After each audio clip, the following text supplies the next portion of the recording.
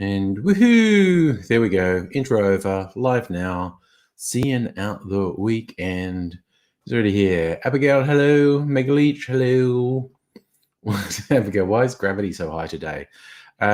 Someone didn't pay the gravity bill. See, there's a misconception that if you don't pay the gravity bill, they just switch the gravity off and you float away. And that does happen sometimes, but other times to coerce you into paying the gravity bill to get gravity stabilized, they'll turn the gravity up just to make things more difficult for you. They switch it up. They don't want you to know what they're going to do with the gravity next.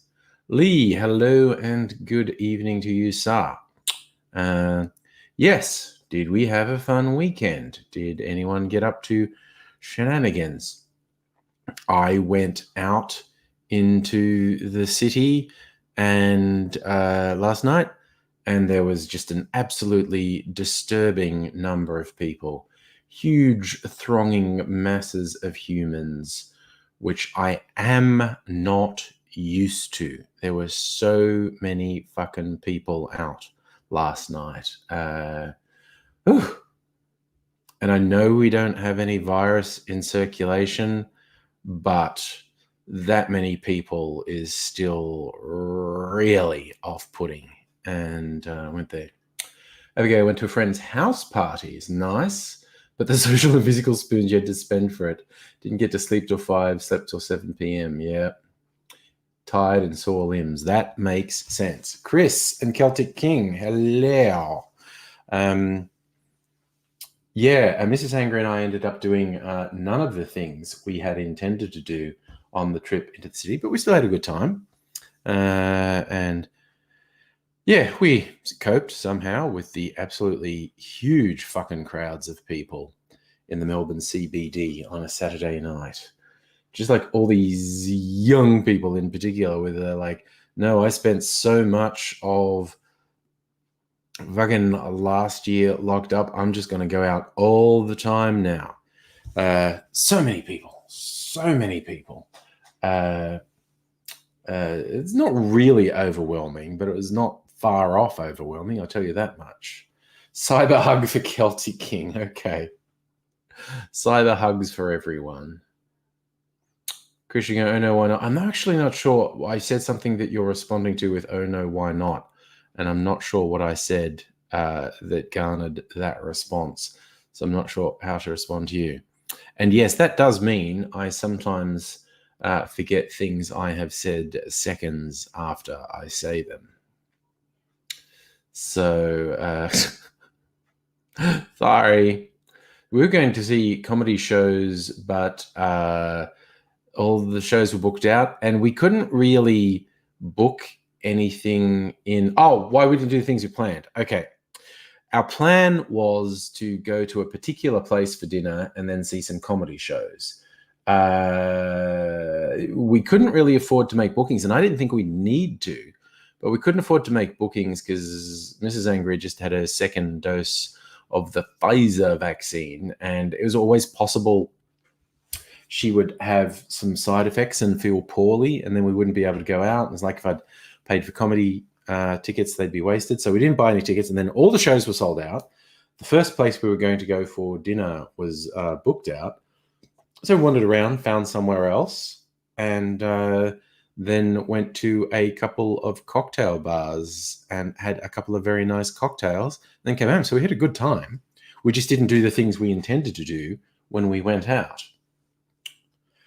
Shieldsy, lightheaded drinker. Was I lightheaded? I was fucking heavy-headed by the end of Friday night. You know what it was? You know what got me on Friday? I drank the clarified cocktails I'd made, which I normally wouldn't do on a Friday night. I'd normally save them for during the next week. And I don't know, it slipped my mind because I was drinking it in that big fuck off rocks glass of mine, and it slipped my mind that that was not those clarified things. I make double batches, or sometimes even close to a triple batch. So that was not, when I poured that was not one cocktail. That was at least two cocktails, if not three. And then I did that twice, and then there was all the other drinks I made. So I was well fucking drunk by midnight, as opposed to I normally survive till 2 and am reasonably drunk at that stage. This was at midnight. I was well fucking drunk. No, I didn't have a hangover. Does slightly subpar tummy adventures for the day. Yeah, it just fucking caught up with me by midnight. I was like, oh, I actually can't keep going. Jesus. So yeah, that was rarity. Yes, and there was that one oversight, and I must have just had enough to drink to make that mistake. And the drinks were so, and there's the danger with clarified drinks; they don't taste that much like alcohol, and it's very seductive to drink a lot of them. And I drank a lot of them, man, and there was a really quite sizable amount of alcohol in what I drank, and so, woof. Yes, I don't want to answer a doctor's question at the moment. Like, do you ever binge drink? What? Who have you been talking to?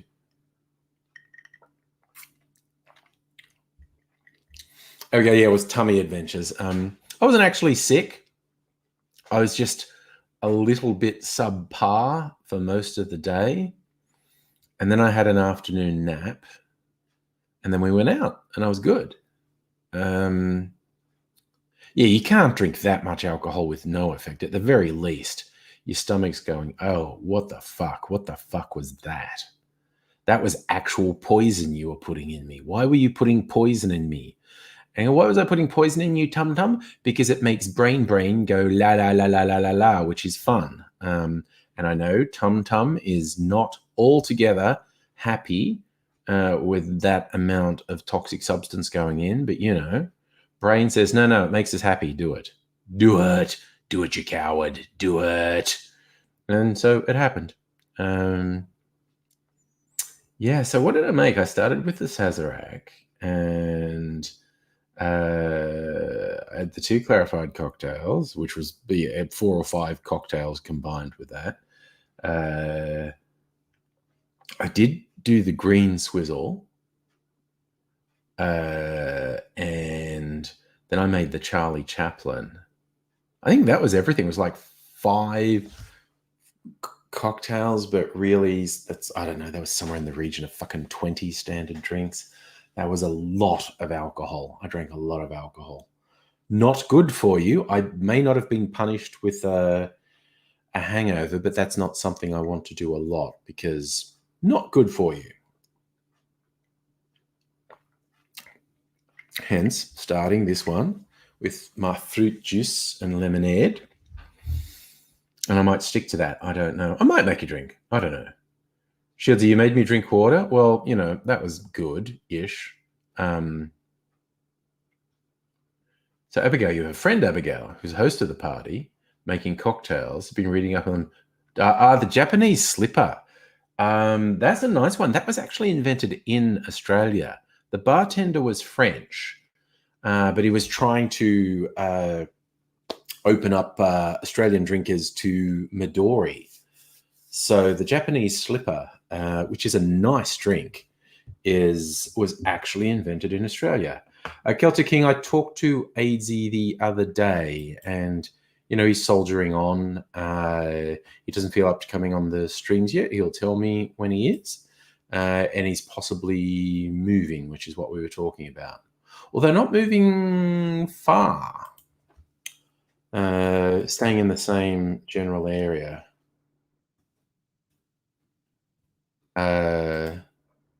So yeah, so looking up classic Japanese slipper is a really simple drink. It's an orange liqueur, a green melon liqueur like Midori, and lemon juice, equal parts. And if you want to be fancy, you drop a maraschino cherry in the drink. Heist, just got out of hospital for your first time. Oh shit, you broke your ankle. God damn.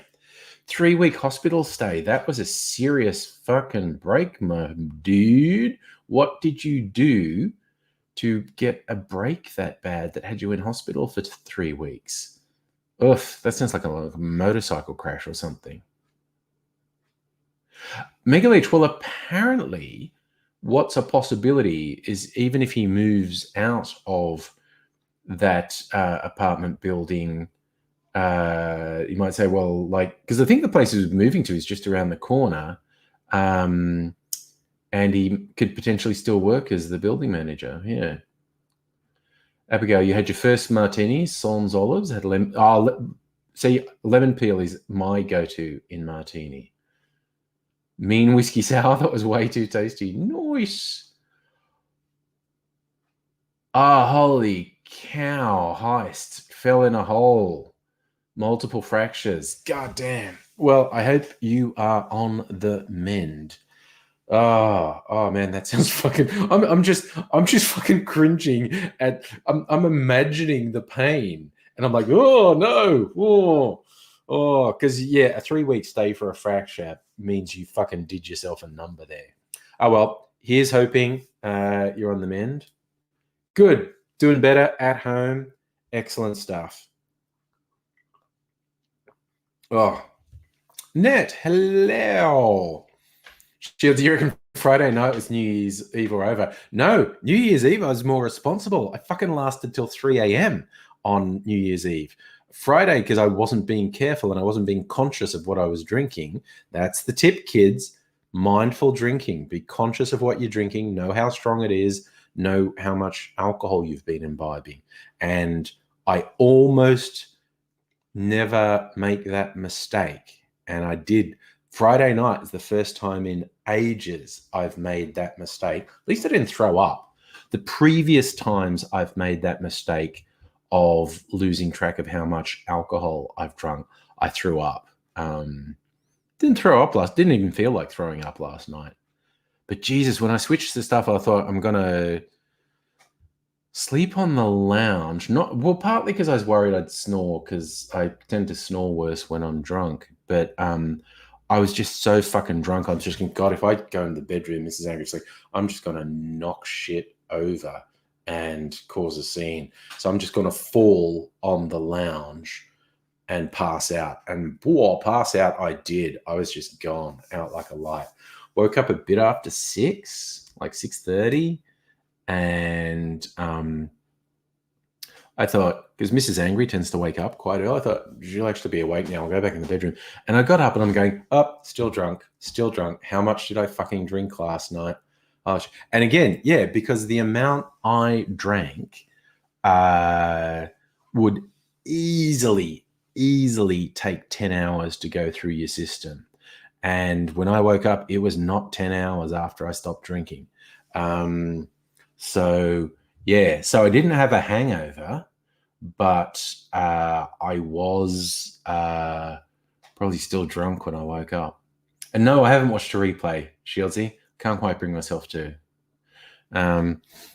It's a bit of a worry. Yes. Yes, it's just been a tad irresponsible. Probably be funny if I watched back and just watched how much I drank. Just like, what the fuck? Why were you drinking that much? So I'm going to top up my non-alcoholic beverage, which, it's going to make me have to get up in the middle of the night and pee drinking this volume of non-alcoholic beverage. But it's going to distract me from the idea of drinking alcohol. So it's good. It's good. Make each watch a pack at 3 times speed. I could do that.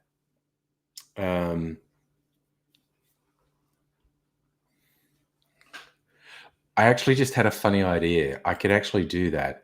If I bring up YouTube, hopefully my bandwidth will cope. Let's see, your videos. Last night's video. And no, wait, that's not what I wanted to do. I wanted to play it. I put on the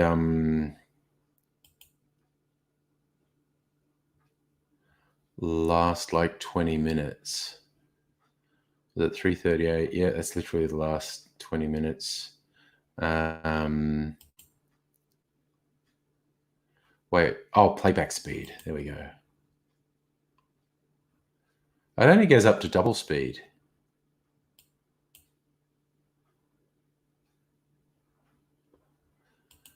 So I'm thinking if I Megaleech, I want the video speed controller Chrome extension. God damn. Silumi, hello, and don't buy the dolphin say fly. Hello. Who did you bump into yesterday?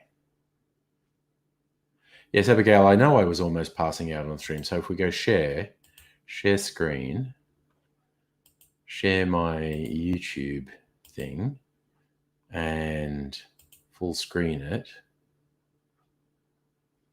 It's going at double speed now. So I still look okay there. And if I jump a bit, see, I'm sitting upright. No, now I'm not sitting upright.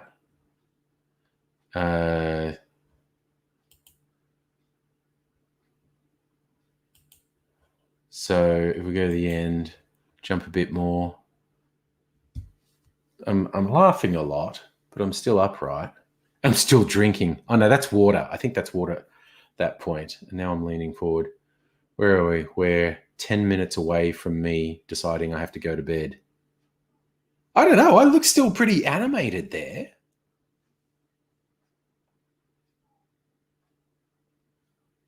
No, now I don't look animated. Now I look like... Yeah, that's when I decide I've had enough. Look at that. Look at that. I'm just like... deciding I've had enough at that point. Yep, I'm really deciding, oh my God, that's messy. Yep, I'm sleepy at that point. Where are we? We're 4 minutes away from me going to bed. Oh my God. Yeah, I'm really feeling it at this point. Yeah. So, and I think Abigail's telling me to go to bed then.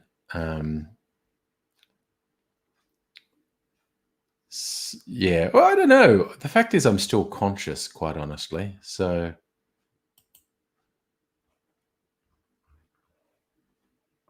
see, Lumi, what did I drink? Everything. I drank everything. I drank far too much.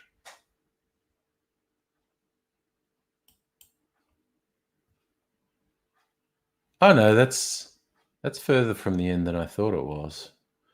But yeah, I'm really just going, I'm tired. I'm tired at this point.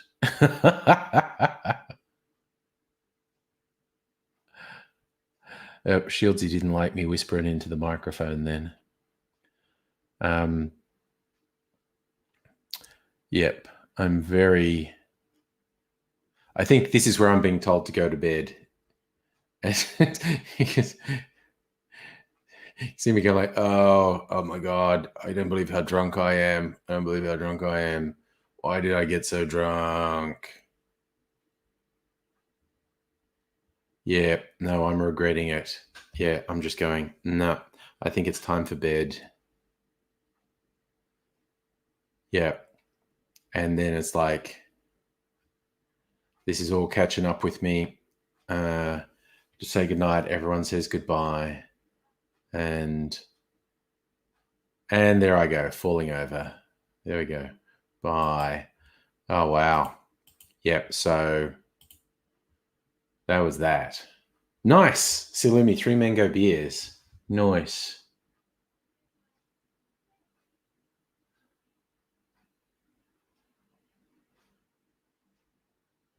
No regrets. Hey Raiders, how's it going? Yeah, I remember it. I remember how fucking tired I was at the end. Did I try to walk over to the fairy lights at one stage and fail? That's pretty funny. Like, okay, seriously, I don't remember that.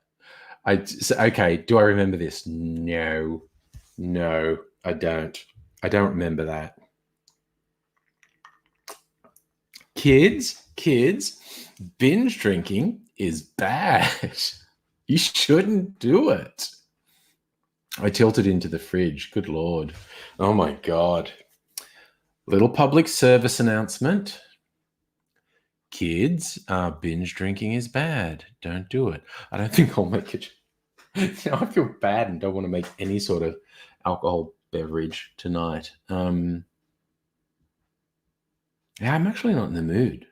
But, an hour from now, who knows what mood I'll be in. But Stella, hello and good evening. See, Raiders, I think you're right. The Earth's axis tilted unusually at me. I think that was why I couldn't walk across the room. You all didn't get to see me. I just went into the next room to sleep, and because I was really just like, oh, I'm so fucked. I'm so fucked, and I was going like, God, I do not believe how fucked I am. And I took my shoes off. I took the vest and tie up. Well, you can see at the end, I decided to unbutton it all. So I just took them off, and that was it. That was the extent of my bedtime preparation, taking my shoes off and my vest and tie off. And then it was just, oh, that's my test all the time, Megaleech, seeing how level the tiles are. That's a joke Mrs. Angry and I have when we go out for dinner and cocktails. You have one or two drinks, and then you sort of go to the toilet and go, I'm just going to test how level the floorboards in this place are. Oh no, Silumi, for online dating, you've resorted to Tinder. Pray for you. Oh, yikes. Raiders sitting in front of an outdoor fireplace, tempting to have a whiskey. That is the place to have a whiskey. Quite honestly. Maybe I'll just have it. Oh, see, now what you got me in the mood for, my Lark liqueur. Kirsten, so tired. Had to get some of your gin haul posted back to us because you ran out of space in your bags. Oh no. So you're back in Sydney now from your West Australian adventures. Lee, you were told it's mostly because you're Irish, but your medication misses up ability to drink alcohol. It's a good reason not to drink alcohol, medication.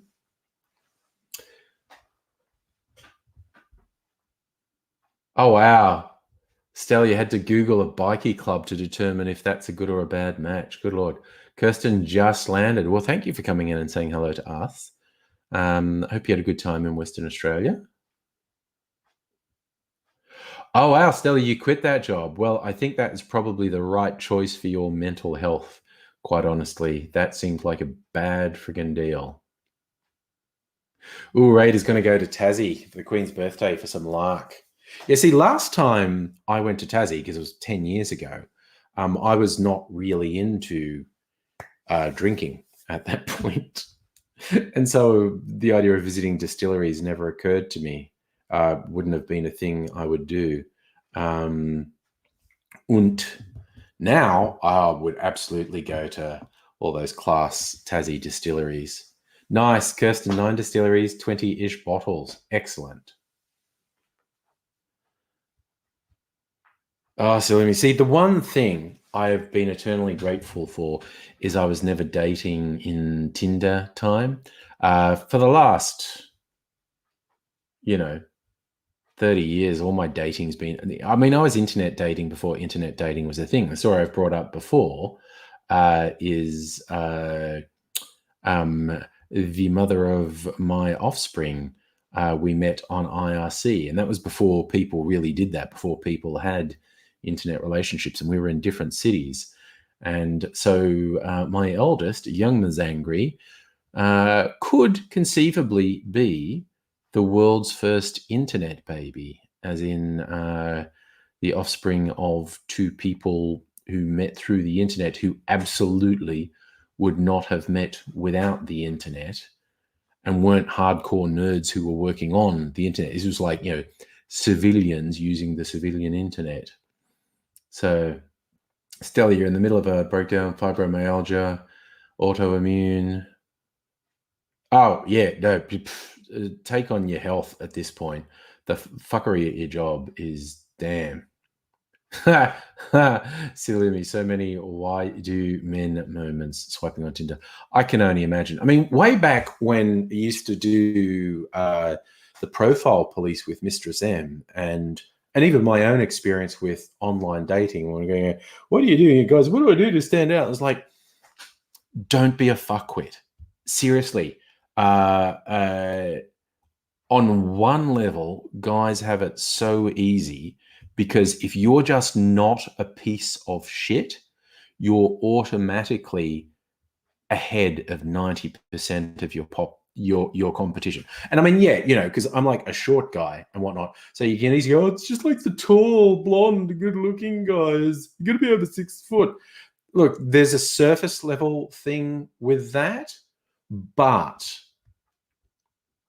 that's just surface level. And guys who complain about it are part of the problem because seriously, just don't be an asshole and you are ahead of 90% of your competition. It's wild. It's wild how low the bar is for men.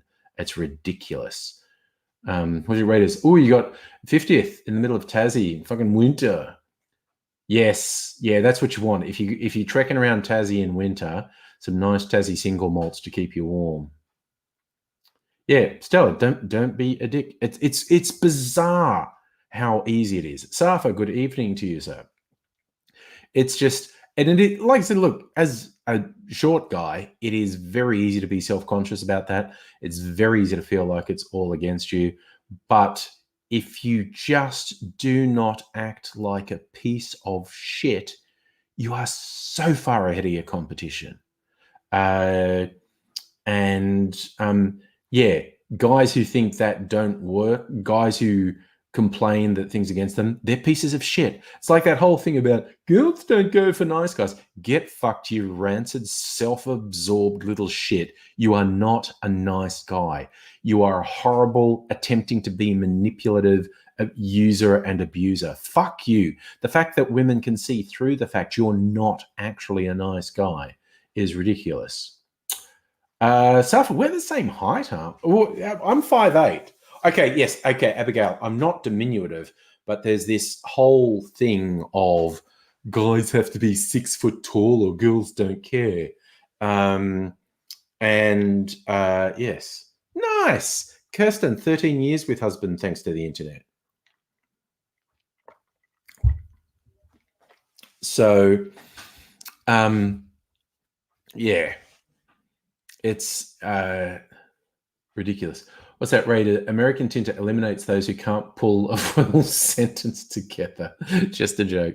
Yes, I've not heard anything about Tinder limiting people at all. So Silimi, being openly non-binary and queer, have to explain to guys you're not a girl, you're non-binary. Yeah, they don't get it. Safa, I don't know, dude. How tall are you? I'm trying to remember. You. It would be surprising if you weren't a bit taller than me. I don't know how tall you are. You're asking me to remember things. I'm old. My brain doesn't work. Frankie, how you doing, man? What's happening in Frankie world? Over in fair city of London. We're just talking about what a shit show internet dating is. But no, Frankie and we're about the same height, aren't we, Frankie? So, I'm trying to remember. We've hung out a couple of times. I'm sure we're about the same height.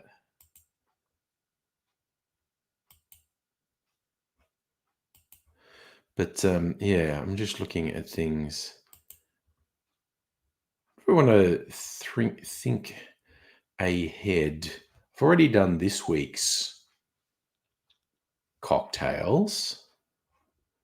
I could put a bit of thought into next week's. Stella, in your limited experience, shorter guys are better in bed. We try harder, is what I'm saying.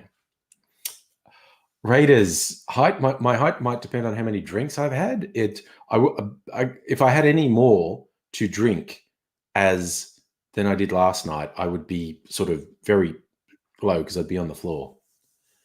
Abigail, when presenting as male, no problem with ladies. Yeah, we're the same height. It is. No, that's what I mean. There is a psychology. You'll see this stuff online all the time. And I think some women's dating profiles do say something about, they want a guy who's at least 6 foot tall or something. But you just don't go for people who say that in their profiles. Because they're a very small minority. Although, I saw one, seriously, I remember from dating this one girl had in her profile that, like a guy had to be 6 foot, and she was like 5 foot tall, which is not that uncommon with women, and it's not a negative thing either. I was just like, why is someone saying they'll only date someone who's 30 centimeters taller than them? That doesn't make any sense. It was very weird. It was the Queen's actual birthday this week, I think. Oh, no, it's this coming week, but I've already done the videos for this coming week. Frankie, last day of a 2-week holiday, off again on Friday, payday. City of London's not London, ceremonial county inside the ceremonial county of Greater London. I defer to your greater knowledge, being a native Londoner, Frankie. Don't buy the dolphin safe flight. How do I find someone who doesn't have or want kids and is also vegan? Oof. See, those are two pretty big asks together. Yeah, if you're asking for both of those things, that's actually a bit difficult. Nice, Kirsten, all your bottles survived. That's nice. Salumi, 5'5". Being taller is handy for top shelf shopping, but join a ladder. Stella, maybe the short girl had daddy issues. That could easily be it. I don't know. It's very weird. Mrs. Angry and I are the same height. I guess previous girlfriends had either been the same height or short. I don't think I've dated anyone who was actually noticeably taller than me. Very weird. I'm trying to remember. I know lots of my exes were like my height, and I know a couple were noticeably shorter. But yeah, who knows? I can't remember. Dolphins, at least there's more vegan women than vegan guys. Well, that worked in your favor. And Shieldsy, you're going to stick to this. Shieldsy, you've got the setup you want, mate. You're just looking after yourself. That's what you want. So, Safi, your dad's 192 centimeters and your mum's 164 centimeters. So, how many? Okay, you're in the middle. Yeah, you're probably a bit taller. I don't remember. Again, shit that just goes through one ear and out the other.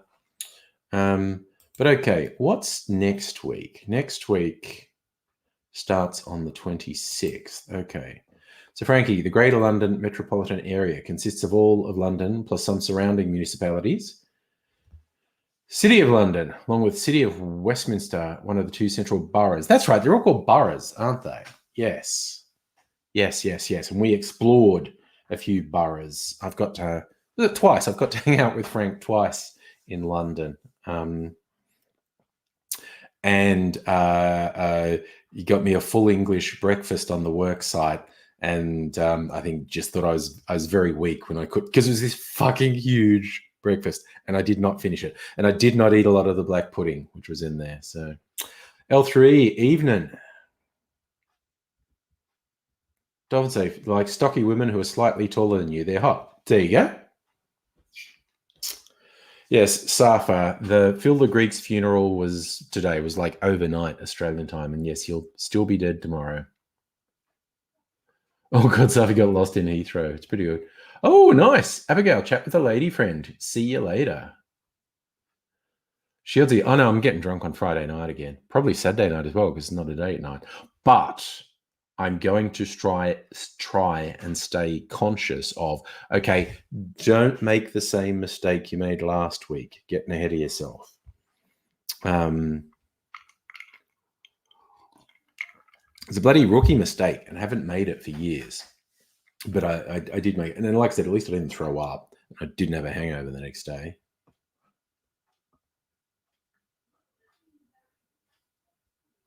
So for the security guard said you couldn't take a briefcase up an escalator and you were 14.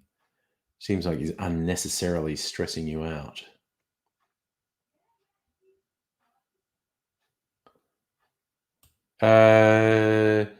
No, actually, Salumi, I know Anzac Day is on Sunday, but I think it was a John Howard rule that there's no observed holiday for Anzac Day. It's the day is the only holiday. So if it lands on the weekend and you work Monday to Friday, you don't get a holiday. So I think you want to double check the Monday off thing, Salumi. I could be wrong, but I don't think it's a public holiday. Oh, you bumped into Aidsy for the second time. How was he looking?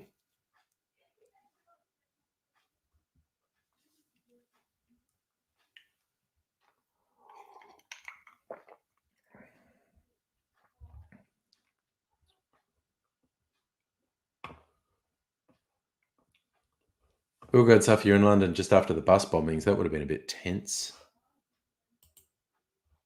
All right, so I want to start looking at things from the 26th of April.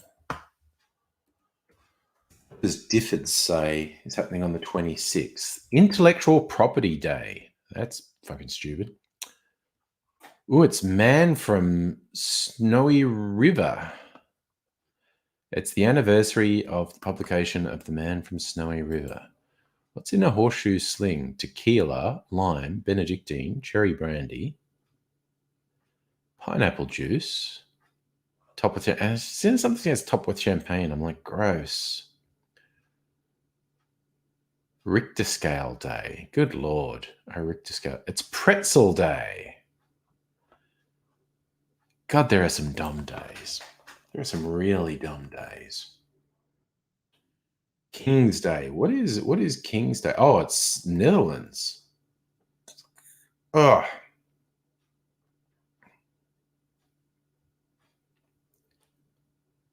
So King's Day is celebrate the color orange in the Netherlands.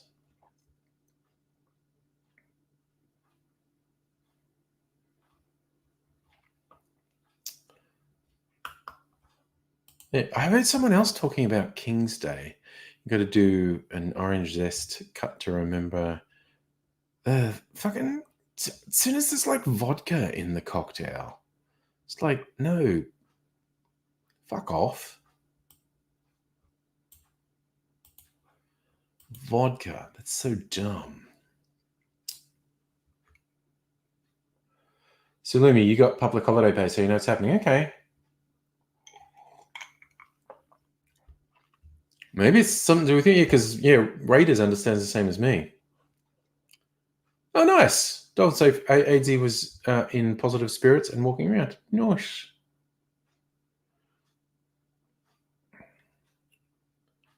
Oh, yes, that memorial site you took me to in London, Frankie. It's the 25th, so it's a week from Sunday. Like, it's Sunday. I don't even know what time it is for you. It's a week from Sunday anyway. So it's a week from today for me. I think it's Sunday for you now too. Not sure. Okay, Stella, so you get the public holiday on the 26th. Okay. Okay, so musical aviator. It's New South Wales, Victoria, and Northern Territory. Yeah, okay. I thought it was a John Howard thing that he did nationally. Like, I thought Anzac Day, because you have some state gazetted public holidays, and some federal gazetted public holidays. Yeah, obviously, Salumi, you got the pay thing that it was. I was pretty sure it wasn't a public holiday here.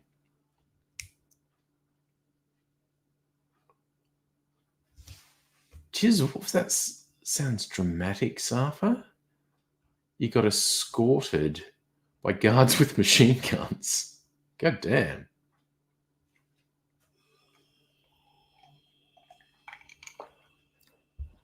All right. No, King's Day. I could do an orange cocktail for King's Day.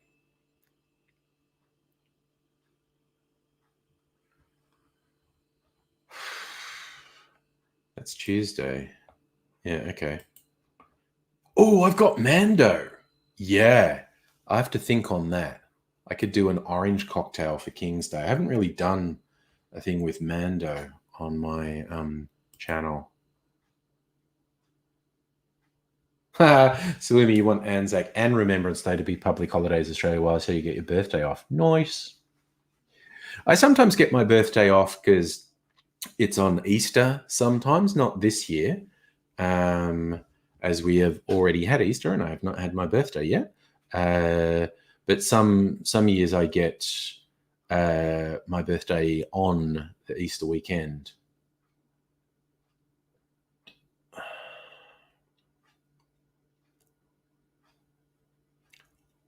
Stella, was it? Yeah, no, John Howard did the thing for Australia Day. Okay, that makes sense.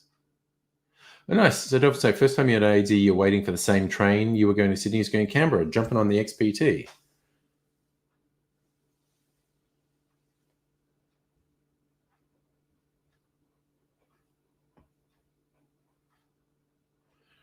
So, what'd you say, Frank?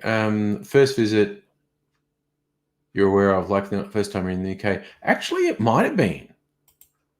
I think I've only been in the UK the 2 times, and I saw you both times. What's the thing? All right. Harper Lee's birthday on the 28th of April. That would be a time to make a tequila mockingbird.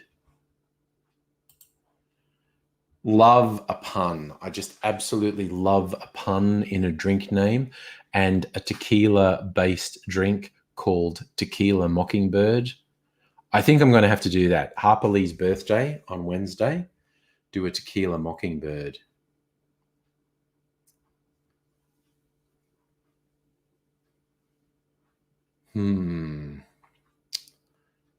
Because, yeah, I love a good pun. Absolutely love a good pun.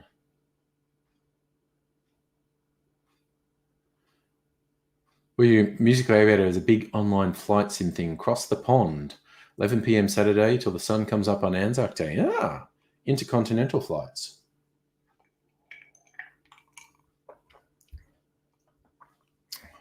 Remember after 9/11 how tight security was in December for you to go to your dad's wedding? Don't know what I thought someone would do between Adelaide and Melbourne.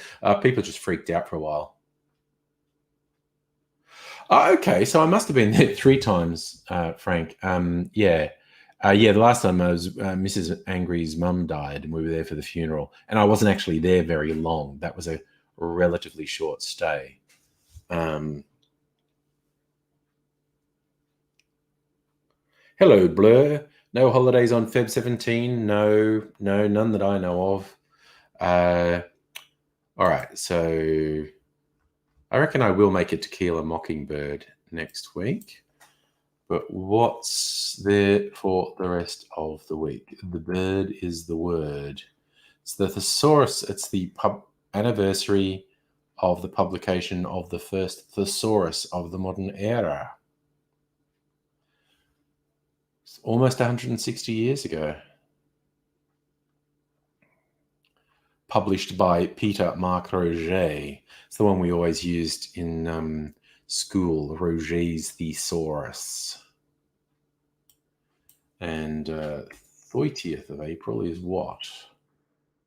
Louisiana's birthday. Sazerac.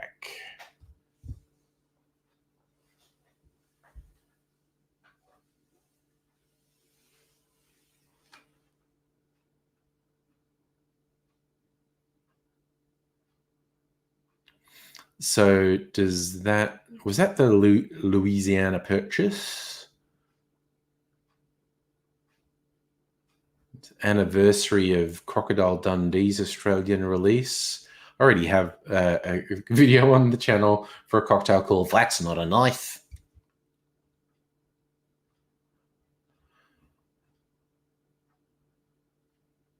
Ooh, could do I've already done a couple of Sazerac variations on my channel because I like a Sazerac.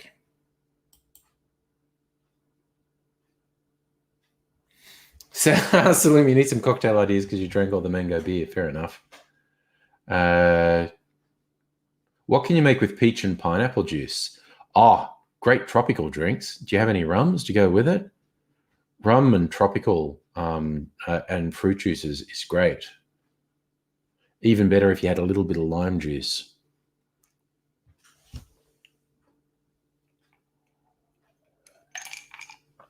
Where's my phone? What is the temperature here? We're just talking. What's it going to be this week? Still comparatively warm, 16 outside. So we're getting maximums of 21, 18, 17, 18, 18, 18. Yeah, that's fucking autumn. That is fucking autumn. It's not terrible, but that is autumn. And I think, oh, you do have lime juice? Oh, whiskey, vodka, and gin. I would, for those, I would probably go gin.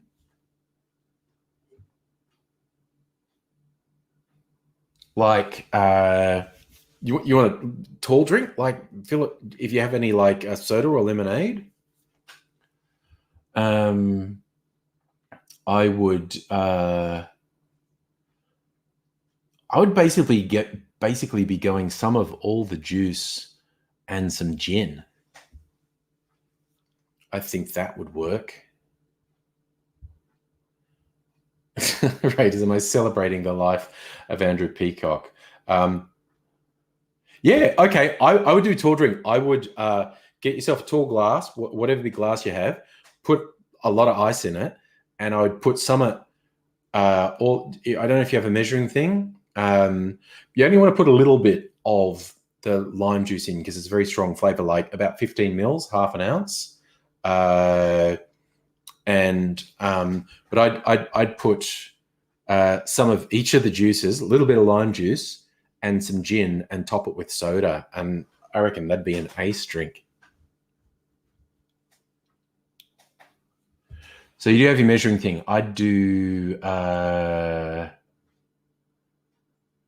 1 or 2 ounces of each of the juices, half an ounce of the lime juice, and maybe 2 ounces of gin if you're feeling daring. Top it with soda. I think that would be a nice drink. Stella got your wee dram Starwood to celebrate being unemployed in 3 weeks. That's fair. That is fair.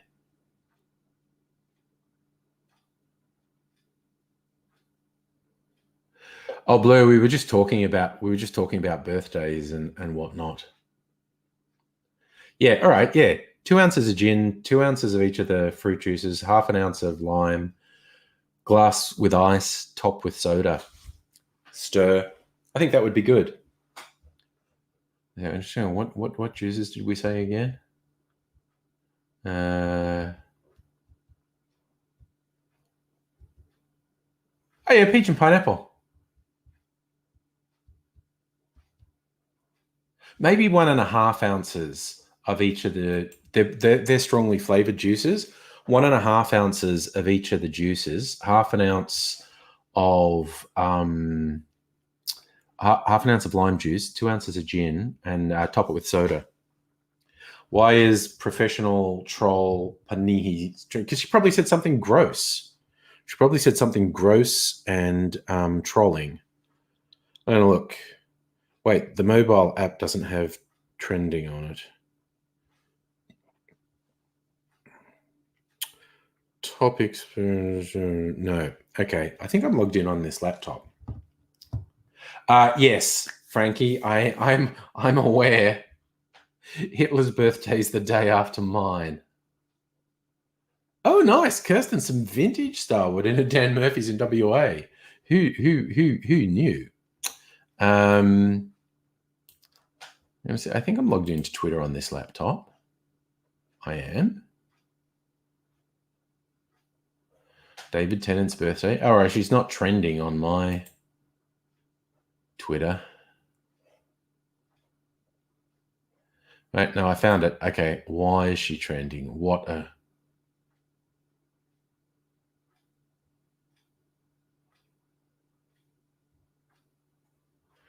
She says, if you've seen 5 minutes of CNN, you know what their agenda is.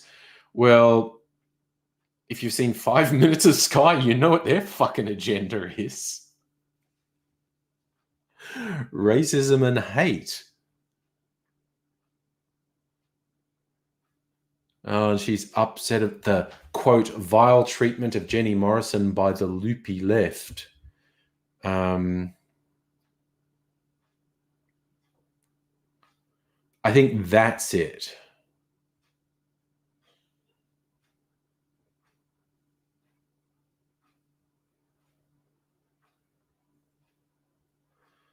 I think that's it. She's upset at... All right. Because, again, piece of shit Prime Minister Morrison posted this stupid fucking photo of him writing a condolence letter to the Queen with a photo of the Queen on the desk, but it's facing out for the photo op, and his wife's standing there in this matronly way, and the whole thing had this super fucking creepy, just oh god, what's the thing? The Handmaid's Tale had this creepy as fuck Handmaid's Tale vibe going on. It's ridiculous. Wow, Kirsten, 3 vintage bottles. Nice. Frankie, put things on the Amazon wish list for my birthday. You're a ledge, mate. But there's no need. But you are a legend. Raiders, she's an ex-Melbourne sports commentator, wriggled away into Anne Peacock's harem. Now she's Murdoch. Oh, she's just shit. She's on Sky News. Everyone on Sky News is shit. Ugh. Yeah, and I mean, you know, Stella, you're saying, you know, poor little Jenny, you know, taking up her husband, would know who she was if he didn't keep using her as political currency. Also, we taxpayers are paying for someone on staff to just be her companion, and her companion's husband is one of the most vocal QAnon fucking lunatics in Australia. Oh, it's just creepy. Chris, 9 News is... it's a commercial news thing. It's going to be like ABC or NBC in the US. So definitely right of center, but commercial TV tends to be very cautious. I mean, Nine's not renowned for being either progressive or really overtly right wing. It's just quite typical commercial TV, essentially. Frankie, you're determined to buy me some birthday drinks. Kirsten, why does Jenny need friends? I don't know, but apparently we have to pay for her friends. I don't know. Morrison's just a fucking shit show, basically. Yes, I still have no idea how the media in this country suck so much. They haven't made a bigger deal of the fact that this QAnon fucking lunatic has the Prime Minister's ear. Also, the way the fucking Liberal Party is stacked with evangelical Christians at the moment is quite worrying. Because Michael Kroger and Peacock's ex-husband tried to get Panahi to run for Frankston as a Liberal. Yeah, I think you're right, Raiders. People of Frankston have dealt with enough shit. They don't need her. Christ, that would be an awful representative. But Kroger's he's like a power broker in Victorian Liberals. He's fallen out of favour, hasn't he? Oh, nice. Oh, you don't have to apologise for having to go and talk to, well, anyone, really. But yeah. So, Chris, that was the news. Oh, that's right. Yes, the Channel 9 news crew got fucked up by Trump's thugs when he was clearing protesters for a photo op. Yeah. That caused quite some consternation. I think that kind of woke a few people up to just how extreme Trump's repressiveness is. Frankie Aidsy hasn't joined us for a little while. I've talked to him, and I think it's one of our compadres here had bumped into him the other day. He's soldiering on. His health is not great. He's got some other things he's trying to do. He won't be here today, but he'll be here when he can be. Yes, that the gut check on the camera guy was pretty intense. And I think, yes, the Channel 9 reps were pretty fucking stunned that they were assaulted like that, because they weren't expecting it. So, yeah, I think it opened a few people in Australia's media's eyes to, oh no, the Trump regime is actually really repressive. There's just some very serious bullshit going on there. Yeah, it's, and don't even know what's happening now. It's just weird. But, que sera. So it is. Fairfax were an asset till they merged with Nine and Peter Costello. Oh, yeah. No. Fairfax have gone down the toilet. Frankie, you wanted some pervy jokes from Aidsy. We certainly tend to get that with Aidsy. Oh, nice. Oh, wow. Salumi, the drink worked well. It's made with Giniversity's smoked hemp gin. Ooh, nice. Holy shit. Chris, Minnesota police blew off a camera guy's hand the other night. They were aiming for his eye. He works for a Minneapolis newspaper.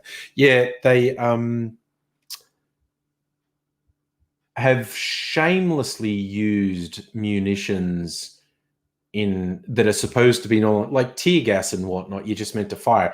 They've been caught repeatedly firing tear gas canisters into people's faces at close range. Like, police forces in the US are fucking psychotic. Police forces everywhere are troublesome,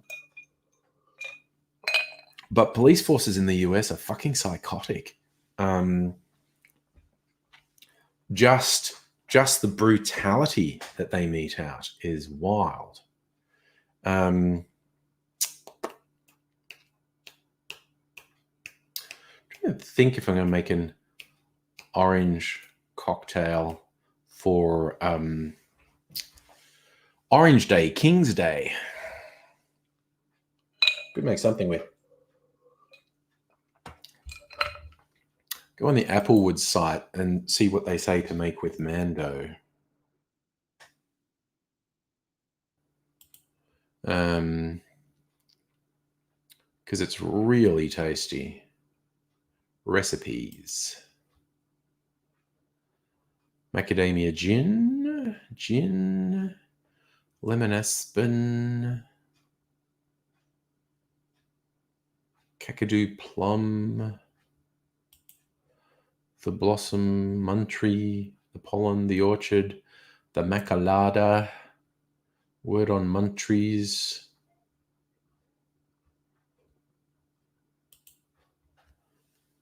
I should just look up Mando. Apple sour. The Kuma.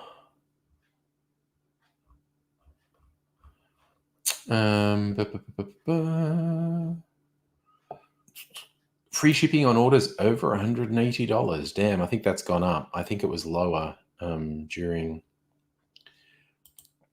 lockdown. Okay, Ochre Gold. Unico Cello. Sold out. Mando. Mando Spritz is just Mando and soda. Of course it is. Oh no, and wine.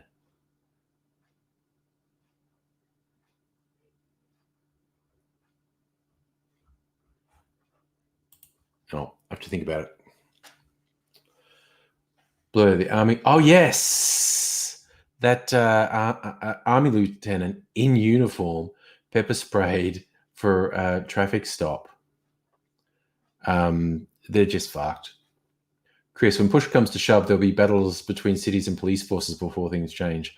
Unless someone takes radical steps to curtail the excesses of police forces, I think you're right. Right. You reckon the US police could benefit from Morrison's PR team? But Morrison's got away with a lot, but it seems to be working less. It's ridiculous. That Frankie, on the different note, EU citizens need to stop moaning about the settlement scheme and realize they're a million times luckier than the rest of the world. Immigrants without UK or EU spouses. I haven't seen the detail on that actually, but I know all sorts of weird shit is happening between the EU and the UK at the moment. It's a bit bloody weird. Oh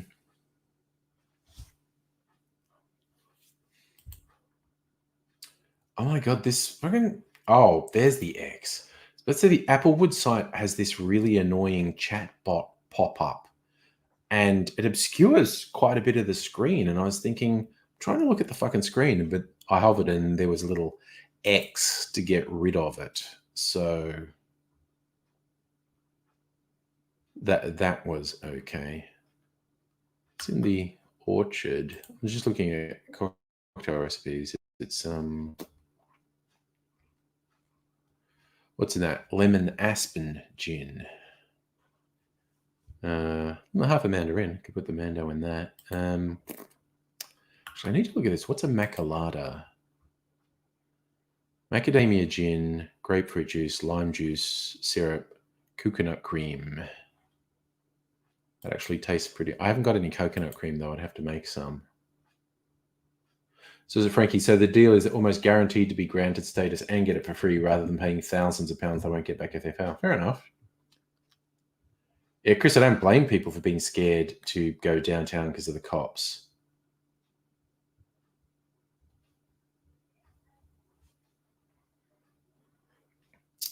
And yes, Chris, as you raise a hard border with Northern Ireland and the Republic of Ireland, and if Scotland wanted to secede, which I think a lot of Scottish people do, it would cause all sorts of fucking drama. Okay, so I am looking up these. Fuck off, Ginbot. Apple Sour, Corpse Reviver, Bramble, Saturn, the South Side. No, if any of these had Mando in them, they'd be bright orange.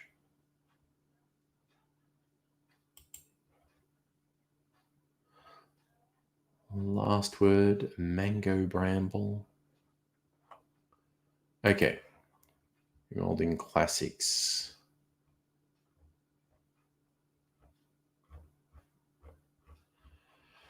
Ugh, I'm struggling. I might just find a recipe for limoncello and change it to Mando.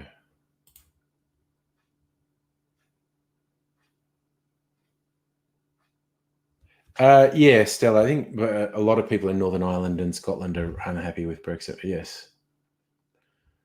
Don't buy a Delphi safe. I hope this is what could come to call the Morrison effect, see giant swing to Labour.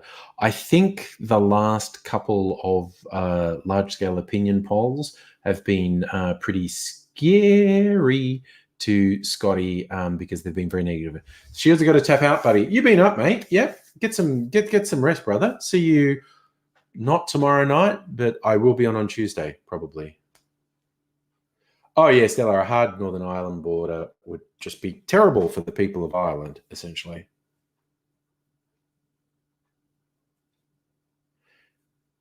Oh, yes, you're back on the cops raiders. Yes, the Capitol Police are actually being assaulted and murdered by right wingers, and then other cops murdering citizens who aren't doing anything is pretty fucking weird, troubling. Right, so 30th April.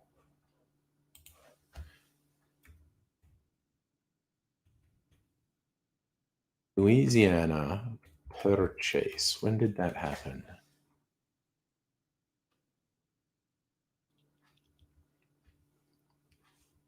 Yeah, it was settled on 30th of April. Okay. Friday.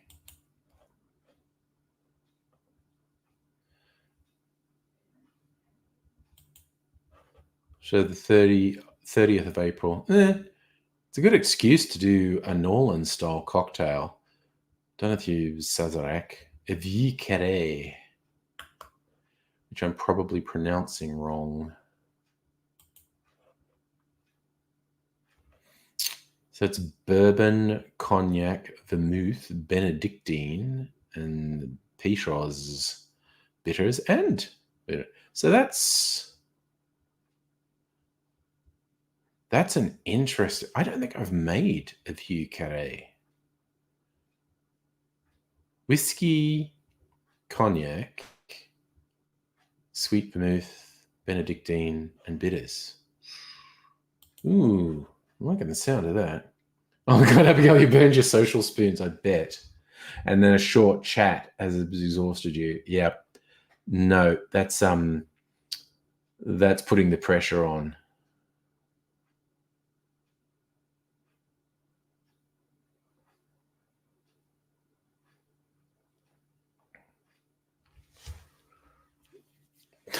See, Stella, that's unfortunately how I see the world. Mrs. Angry thinks I'm too negative, but yeah, post-Trump world, it's easy to feel like nothing good happens anymore. Oh God, Tom, did you just? When did you first learn about Morrison's empathy training, which is clearly failing, even though it's cost us taxpayers hundreds of thousands of dollars?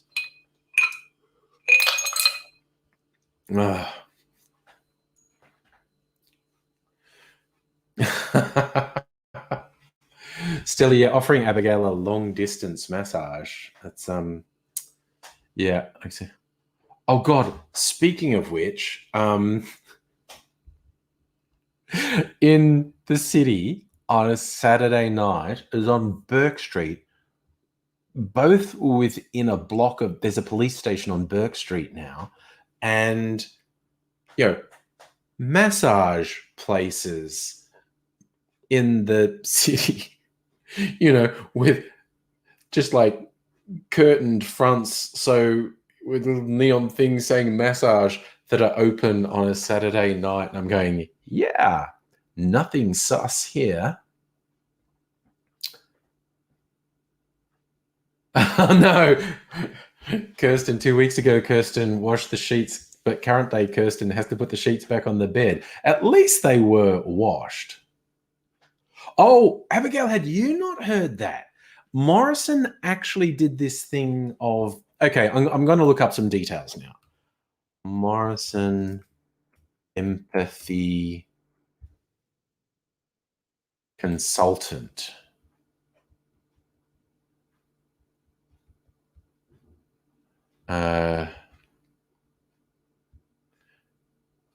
Morrison government paid empathy consultant $190,000.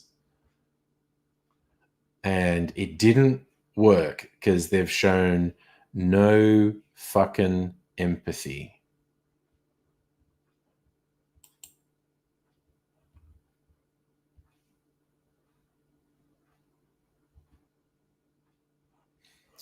So, yeah, that was a thing.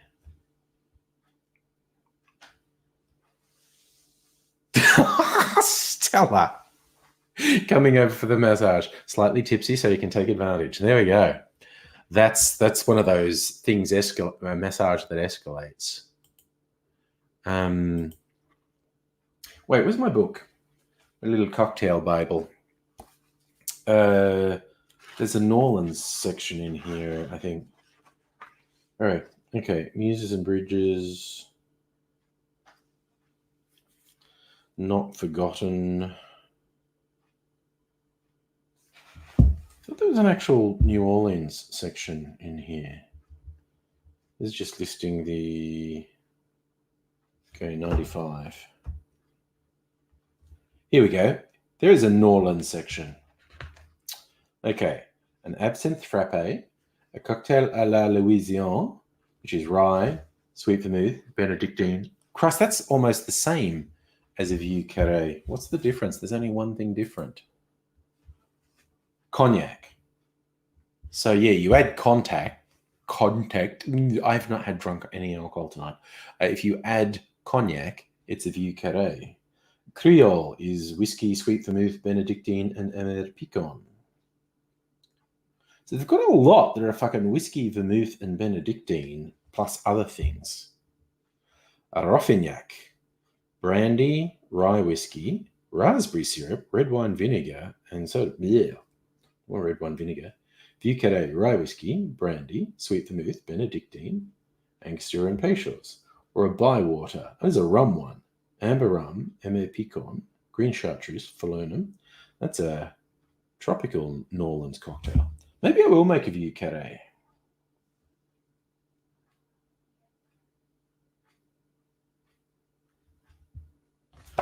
For the Louisiana purchase.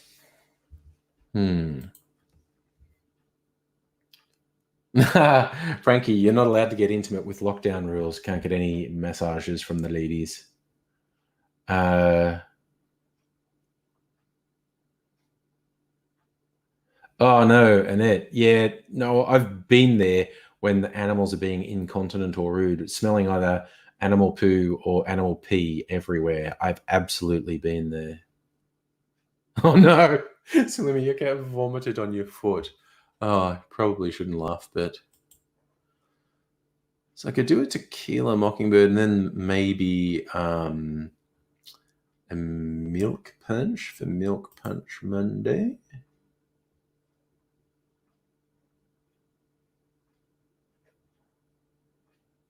So Harper Lee was on the 28th, I think.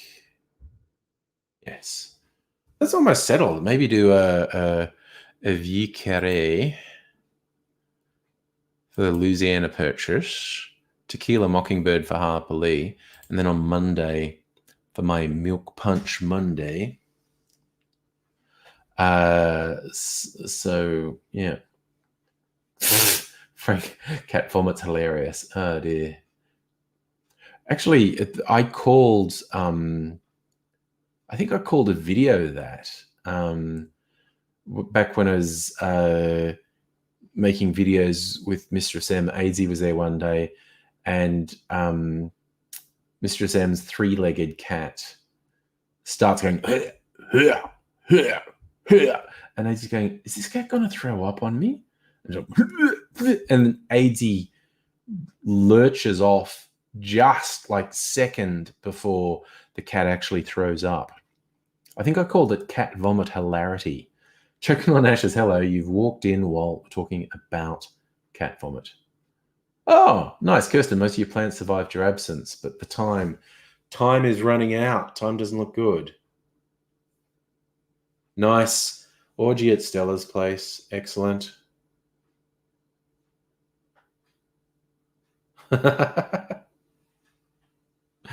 Okay, so Lumi's in as well. So, but looks like, looks like there's a few takers.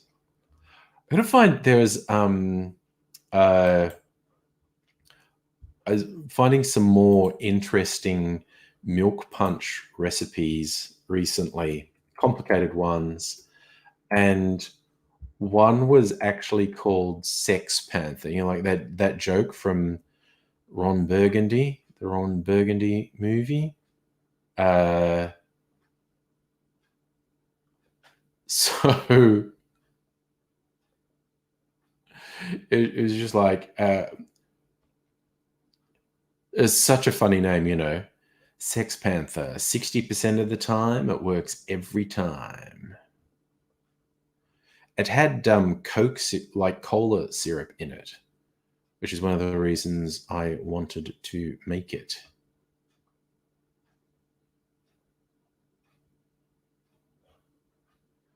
So, beautifully clear milk punch. What recipe is this?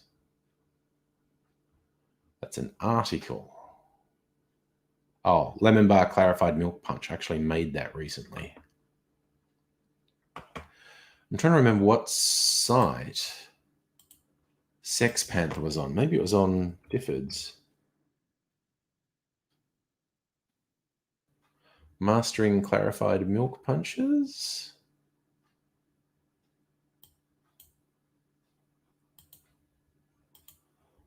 Could be that. Clapping for chlamydia. Hello. Stella Outback Orgy 2021. It's on. How to master the milk punch. More is more when it comes to flavor. Curds to clear liquid. Oh no, he has a tiramisu milk punch. Must have been on Punch. Punch drink. Yeah, now I think of it. Turn your bourbon tiki. Actually, might do that. Making of Barmini's Pisco Sour. Making of the maximalist cocktail. For some bartenders, a 71 ingredient recipe is the key to a perfect balance. That just sounds stupid. Where's the search on this site? If I put milk in, what comes up? Magic of milk washed spirits. I looked up that one. Silkier cocktail, milk caramel, milk soda, got clarified milk, milk punch, pina colada, milk punch.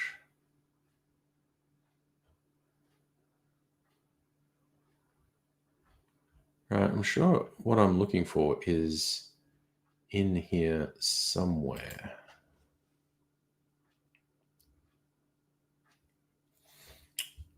Oh god, there's people saying you should heat it. Like, no. Oh no, here it is. Sex Panther. I knew it was on this fucking site. So it says it's like rum,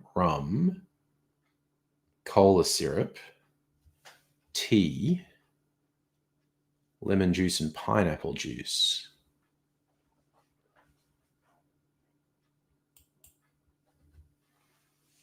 Oh, choking on ashes. Milk soda is a Japanese drink.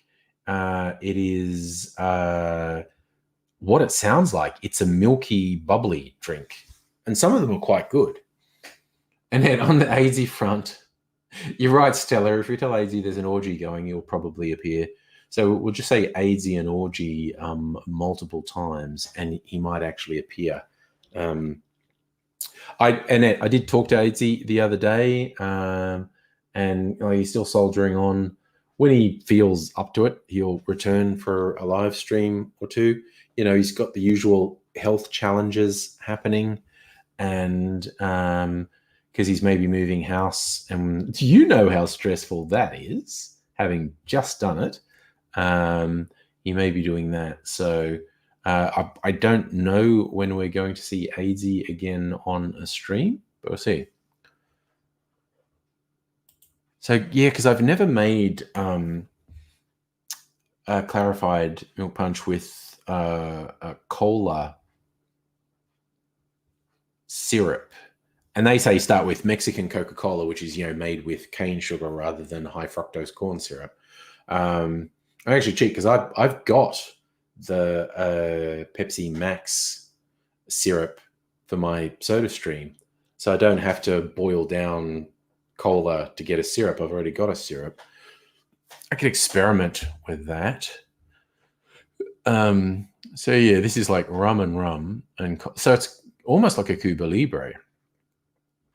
Rum, tea for flavor, but 1 tablespoon. That's fucking okay. For reals, though, this is someone thinking they're being clever. They're talking about making a big literal punch, like a big punch. They're saying 2 cups of Panamanian rum, then 3 1/4 cups of unaged rum. So, I mean, what's that measurement? I've got a converter here for volume. Cup. How much is 1 cup? It's 8 ounces. Jesus. It's like 250 mils. So they're literally talking about like almost 2 fucking bottles of rum, like 1250 mils of rum, almost 2 bottles of rum. And then in that, they say, put 1 tablespoon of Ceylon tea. Like, fuck off, as if you are going to be able to taste 1 tablespoon of tea in almost 2 fucking bottles of rum. Sometimes bartenders with their head up their ass really annoy me.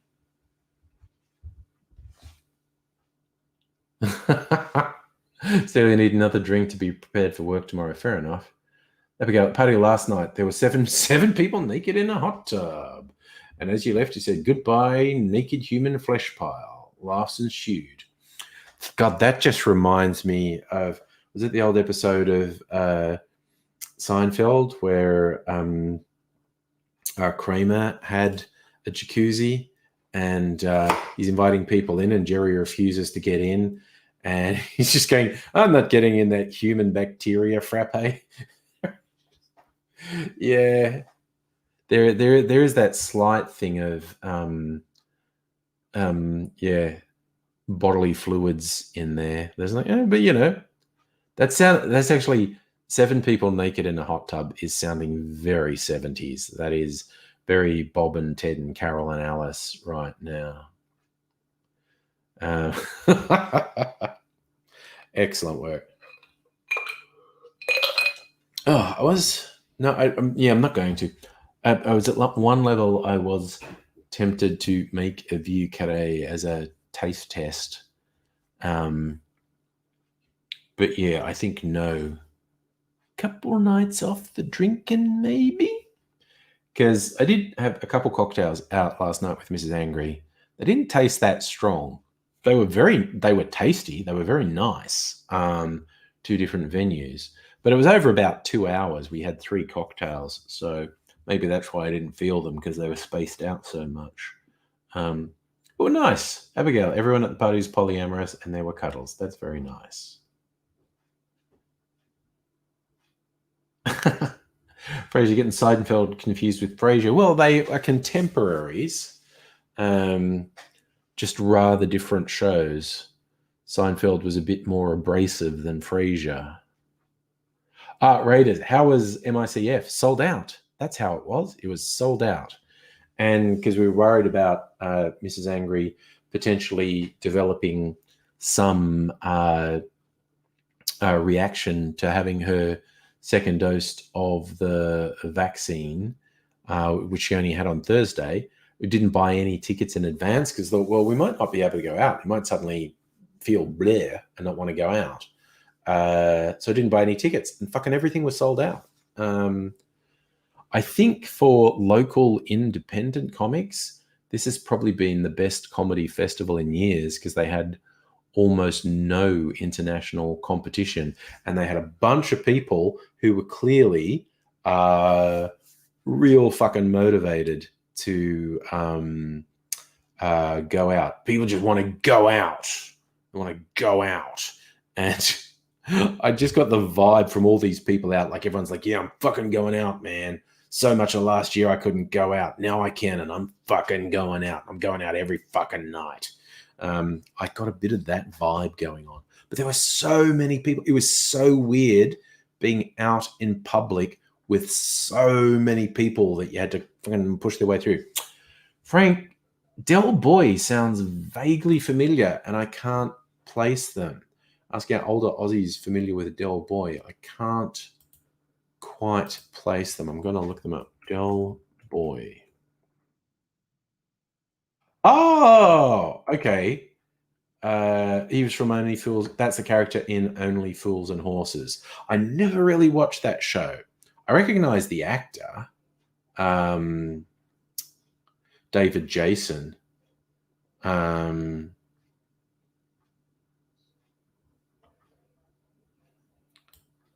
Never really watched that show though. Yes, Raiders. It was good for the comedians. But we had fun. We had some dinner. Went to 3 different venues. Had some dinner. Had some cocktails, and it was nice. Checking on ashes. You slept with your cats for the last year.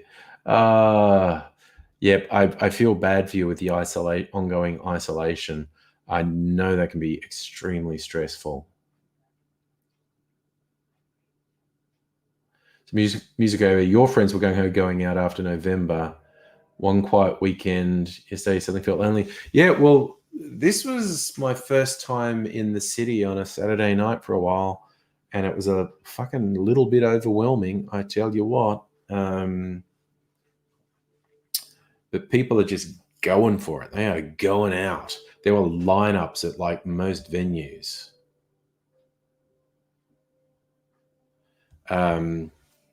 So yeah, we had drinks at a couple of different places. Hot tip for any Melbourne people: there's a couple of places that are good for late night. Not that I was there late night, but Bar and Pier is open till 3 a.m. and they do food to 3 a.m. Most nights they're open, and their food's actually pretty good. So yeah, we had one drink there. Then we went to a bar called 1806, and it was good too. And then we came home. It was a very chill night. But it was really good. Choke on Ashes was hectic in Bristol. Had some restrictions lifted. At first weekend, people partying like crazy. Yeah, and there's still thousands of cases a day, and it's going to spread again, and it's all going to go to shit. Bloody hell. Raiders. When it was Spotify started throwing shit tons of cash at high-profile podcasters. Good for them, but not so great for the consumer. I don't use Spotify for a number of reasons. One is I don't need to, because I've got A, my own music, and B, YouTube Premium, and the YouTube Music app I really enjoy. Two, another reason, and I'm to the CEO of Spotify, who's a fucking piece of shit, thinks he can dictate to musical artists what they do in the service of his fucking money-grubbing fucking empire. The CEO of Spotify is a fucking piece of shit. And yes, as you're saying, Raiders, they're throwing shit tons of cash at high-profile podcasters, which is not an altogether good thing. There was some ridiculous deal they did with Joe Rogan, and I'm just fucking glad, because I don't see Joe Rogan in any of my social media feeds anymore, because Spotify is you can only listen to it on Spotify, so no one puts it on YouTube or anything like that. So yeah. Is that his name, Musical Aviator? Daniel Ek? He's a piece of fucking shit. So you have to sacrifice listening to some podcasts on principle alone. Yeah. There's only a couple podcasts I listen to regularly, and they don't seem destined for Spotify exclusives. Oh yeah, no, Frank. That was a fuck off to the CEO of Spotify. He's a fucking piece of shit. Fuck that guy. He's just said the most obnoxious fucking shit in speeches. Just some fucking tech bro wanker who is ripping off recording artists something chronic, and thinks he can dictate to recording artists how they run their careers. Fuck him. Yeah, see, I'm with you, Salumi.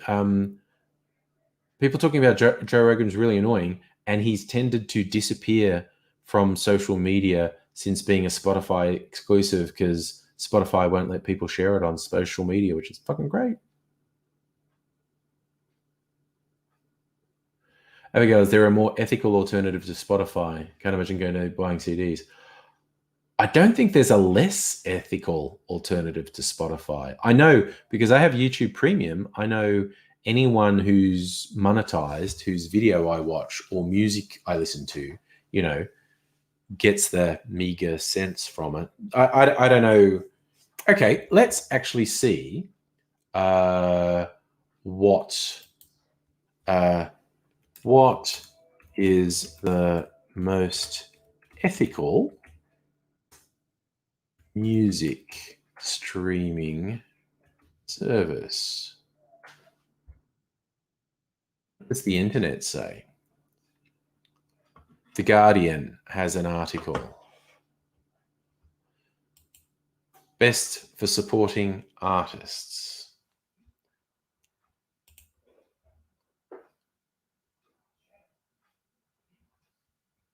No universal answer because it depends on all sorts of factors. Streaming services are good for people who like popular music and are singles oriented.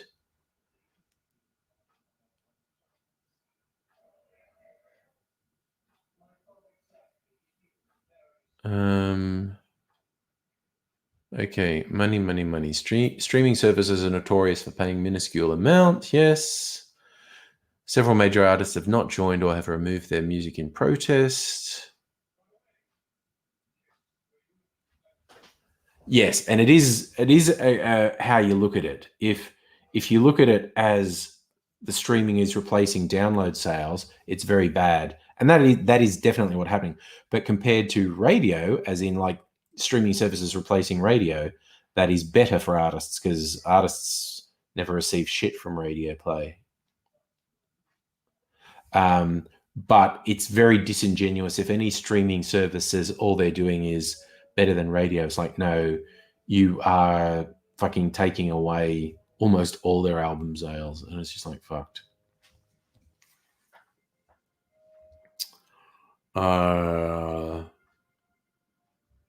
Supporting artists.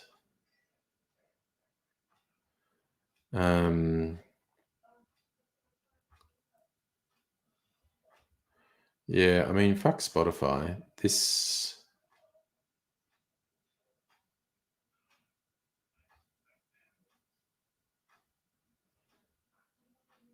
Oh, okay. Here you go.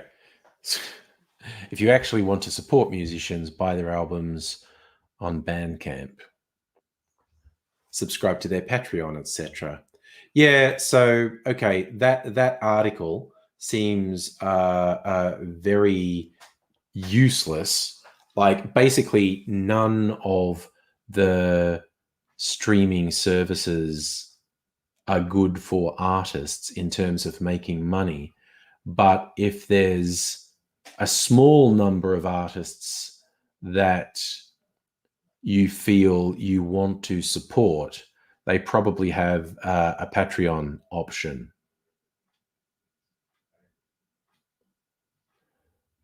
You're right. I pay into Blind Boy's Patreon for his podcast. And yeah, as I said, I use YouTube Premium. So when I watch stuff on YouTube or listen to stuff on YouTube Music, people get a few meager fractions of a cent, I guess.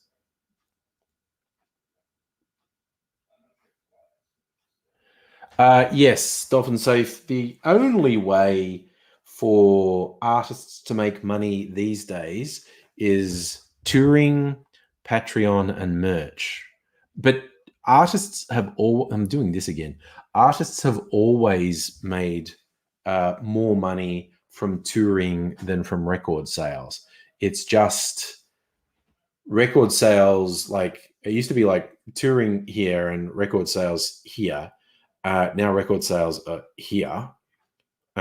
So there's a lot more pressure on touring, and the Patreon model really works for a lot of artists, not just musical artists, but the Patreon model really works for a lot of people. Oh no, Kirsten, you made the bed. hurt your shoulder. It's very hard. That's awful. So in the outback, you rely on radio. Yes.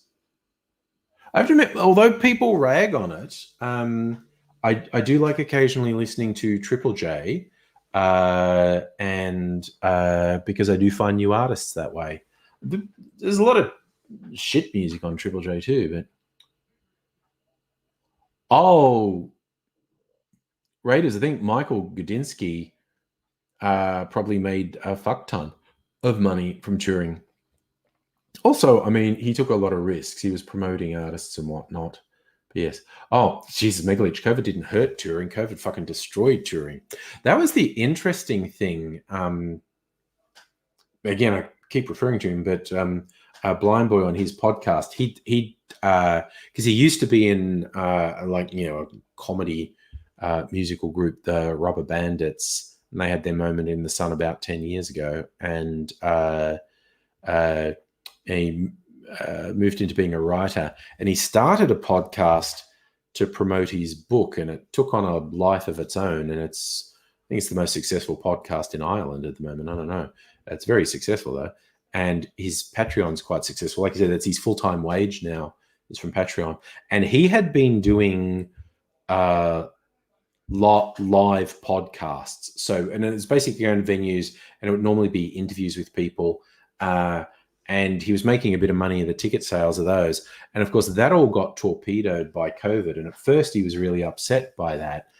But then, the Patreon continued to grow, and he's like, oh, now I just make money from the Patreon. So I can still do live gigs, but I'd only do the gigs I really, really want to now. Whereas before I was doing gigs I had to make money. So yeah. Dolphin say record sales seems to function more of publicity for artists. Now that was more like radio was more like publicity for artists. Record sales used to be very big, used to be a very big part of a performer's career, and they're just not now. It's only the absolute top artists make a living from album sales and single sales now. Only the very, very top. Other performers have to make it from touring, and to an extent that was always the way, but it's much worse now than it used to. It used to be a plausible thing. I'm going to be a mildly successful musical artist. I'll make a full-time wage at it, and now not so much. Chuck and Ashes, do I like country music? Not really. It's not something I listen to. It's not to say there's no country I like. Listening to Ellen Jewell. She's brilliant. Nice. I tend to listen to indie pop, hip hop, lot of Australian artists. And then I regress back to my 80s music all the time. So it's kind of fun because, I'll give you an example. And I think Spotify does this too, though I don't know Spotify at all. YouTube Music auto-generates a playlist based on what I've been listening to. So I go, okay, my super mix. It's going, okay, based on what you've been listening to, we think you'll like this mix. I got Run the Jewels, American Hip Hop, Childish Gambino. So it's starting off very hip hop. Childish Gambino, Hilltop Hoods, The Dig, more Hilltop Hoods, Dan and Shay, more Hilltop Hoods, more Run the Jewels. Then there's retro stuff, Bloodhound Gang, The Cure, Alien Ant Farm, White Stripes, Gang of Youths, Mike Snow. Geez, I'm getting a lot. I must have been listening to Run the Jewels a lot lately because it's recommending a lot of Run the Jewels. Mighty Mighty Boss Tones, another throwback. Wow, it is recommending me a lot of hip hop. Amy Shark, Johnny Cash, The Killers, Mr. Brightside. That's like the white people's anthem. Tame Impala, New Order, Beck, Dean Lewis, Pixies, The Cure, Andrew WK, Milky Chance. So every now and then some recent ones. A lot of old ones. Meg Myers, Billy Bragg, Foo Fighters, Smiths, Reggie Watts.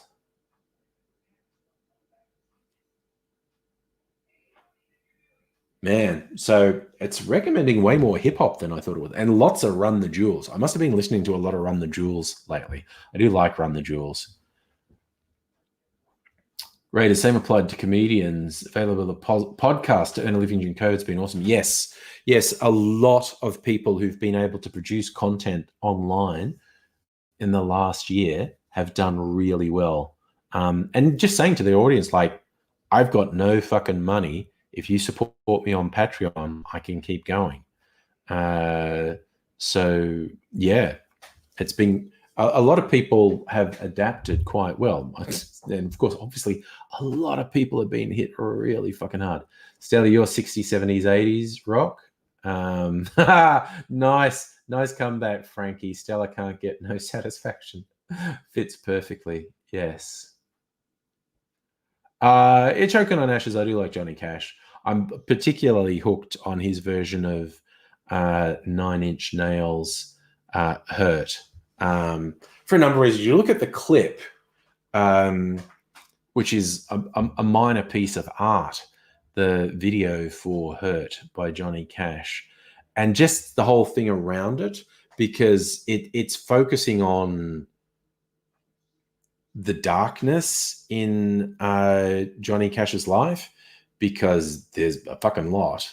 And a lot of the videos about his shut down Johnny Cash Museum and this big banquet in front of him that no one's eating, and his wife June looking sadly over his shoulder at one point. And both Johnny and June were dead within a year of this video being shot. And yeah, it's intense. It's intense. Chuck and Ash is obsessed with the Alabama 3. Did the theme for Sopranos, but have a huge catalog. Yes, and the theme for The Sopranos was very good. Yes, the Alabama 3 are good. Yeah, Johnny's just been polite. He changed the line "crown of shit" to "crown of thorns," but that, of course, suits Johnny Cash with a lot of his religious imagery. Right, is NPR Tiny Desk on YouTube's worth a look for acoustic? Yes, I've actually watched some of the NPR Tiny Desk live sessions on YouTube. I quite enjoy a lot of like Triple J's Like a Version. For those unfamiliar with it, most Fridays, and they had to stop this during COVID because people couldn't come in during lockdown. But now we're out of lockdown. Most Fridays, an artist will come into the studio and they will do 2 songs live. They'll do one of their songs, whatever they feel like, but they will do a cover version, and some of them are brilliant. Most of them are interesting, but some of them are just brilliant. I have to admit, probably the one that everyone says is their favorite. It's Denzel Washington's version of Rage Against the Machine's Bulls on Parade. And Denzel Washington's a rapper. And so, okay, a rapper doing this sort of thrashy, almost new metal thing. Okay, let's see what it's like. And it starts off, he's got a band in the studio, and they're playing a pretty conventional sounding sort of musical cover, and then a bow wow chicka bow wow, and that bit, and it's okay. It's like, okay, yeah. That's sounding like a pretty average cover of Bulls on Parade. And then the lyrics come in, and Denzel Washington just goes right fucking off. And I mean, from the first lyric, which, and I never know what the lyrics are. But yeah, it's really wild. It just starts off fairly conventional sounding.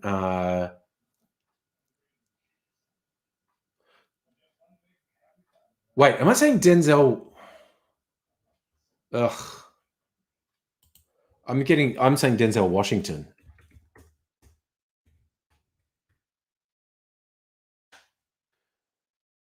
It's Curry. My brain. Denzel Curry. I'm sorry.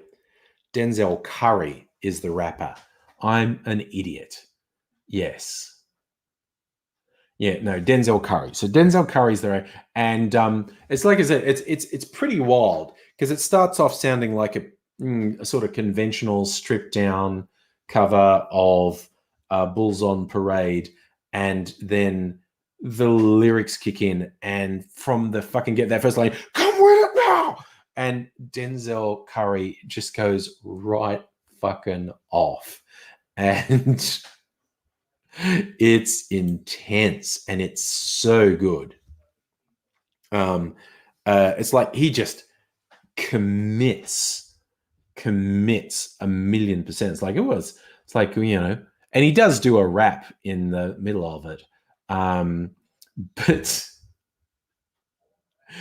he just commits to this metal sort of go with it now, and absolutely rocks out. It's very good. So yes, Denzel Curry, he's 20 years, 30 years younger than Denzel Washington. How old's Denzel Washington? He's getting on here. Okay, so Denzel Curry, age. Christ, he was only born in 95? Are you fucking kidding? So he's 26. Man, okay. I suppose I shouldn't be surprised. But and he's been performing since he was like 16. Damn. No, since he was 14, according to this. Damn. Is Denzel Curry from the hood. Born in Carroll City, Florida. Okay, so Denzel Curry's only 26. Shit. And Denzel Washington is, what's that? 40 years older. Denzel Washington is 40 years older than Denzel Curry. Although I think they should do a duet. I think Denzel Curry and Denzel Washington should do a duet.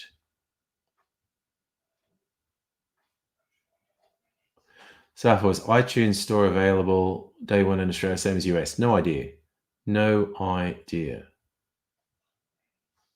Yeah, no, Stella. People born in the 90s being adults is very troubling.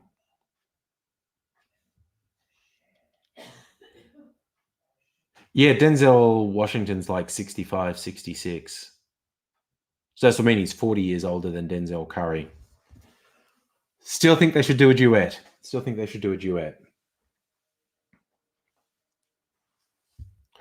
But I've gone off on a tangent there. But then again, that's a thing I do reasonably often, go off on tangents. So for Denzel Washington is in a lot of movies. Choking Legends, your eldest daughter's 26, makes you feel old. Mine's 24 later. So she's 23 and a half now. 24 later this year. And my boy turns 21 this year. Wants to have a party for it. So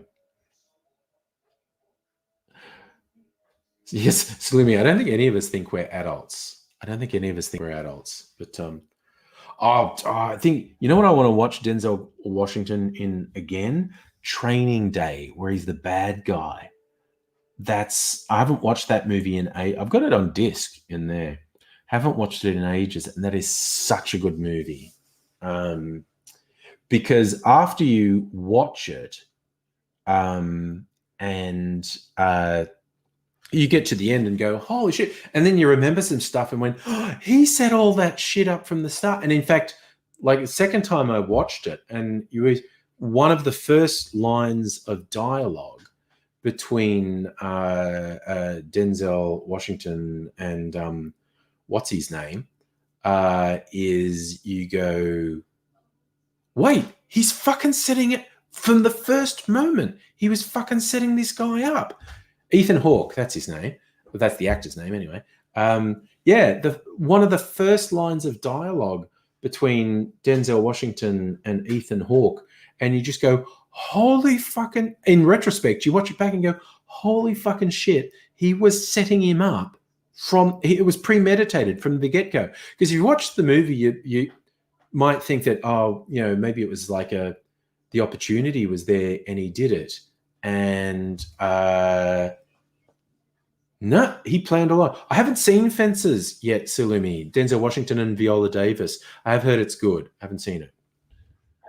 Safa doesn't have kids. No, you're a kid, Safa, honestly. Yeah, hey, check on Ashes. Your youngest is 21. My youngest is turning 21 end of next month. And what's fun, because I've been on YouTube for 15 years, and the kids appeared in a couple of videos in the first couple of years. So they're both under 10 years old. And in fact, the young Mr. Angry, he's very young in one or two that he's in. He's like about 5. See, we don't want kids to never have completely legitimate. So I never understand people who want to criticize someone because they say they don't want kids. It's like, it's cool. You don't want kids. We don't need that many more people in the world. There's not a population crisis. So I go, it must be bedtime. Bedtime for Bonzo. Abigail, a movie with Robin Williams as the antagonist was fucking brilliant. Is that 1 Hour Photo? Because Robin Williams did 2 or 3 very out of character films. I loved him in 1 Hour Photo. There was another one where I think he played a serial killer, which was okay, but not as good as 1 Hour Photo. 1 Hour Photo is fucking great. What's funny is Robin Williams did a whole bunch of live shows to unwind from making 1 Hour Photo. And I saw him on one of the chat shows, and they're saying, like, because I won't give too much away, but Robin Williams' character in 1 Hour Photo is just incredibly repressed. And it's that classic thing, like, this guy is gonna crack. He's like so fucking repressed, and he's gonna crack. But so everything that Robin Williams does is like really contained, and he's just on the edge of fucking losing it. But he's really contained. Robin Williams live, even when he wasn't on cocaine, is huge and whatnot. And I saw him on one of the chat shows, and they're saying, like, the difference between you live and in that movie. And Robin Williams goes, I just had to, like, do all these club shows while that was going on, because maintaining that absolutely repressed personality was so hard and so the opposite of me. I was just doing these live shows to just go, wow. Check on Ashes. It's worth digging out. 1 Hour Photo. It's like from 20 years ago, longer. Actually, let's look it up. We're on the internet. We don't have to. 1 Hour Photo. 2002, almost exactly 20 years ago. There you go. And Robin Williams is this really repressed guy who's clearly gonna fucking crack. At the end, Robin Williams had some very, very, very bad health complications, both mental health and physical health complications. And of course, I think if you looked at him, he was dealing with depression for a long time. And yeah, the really, as Stella's saying, really rare brain disorder. It's one that actually puts you outside of yourself, like you don't recognize yourself. So, yeah, basically, very unfortunate for him. He had he had Parkinson's, so he had some really severe physical health complications just before he died, and some really serious mental health complications before he died. And it was just, Ugh, so unfair. So unfair for him to have to go through that. But anyway, I want to end on such a downer.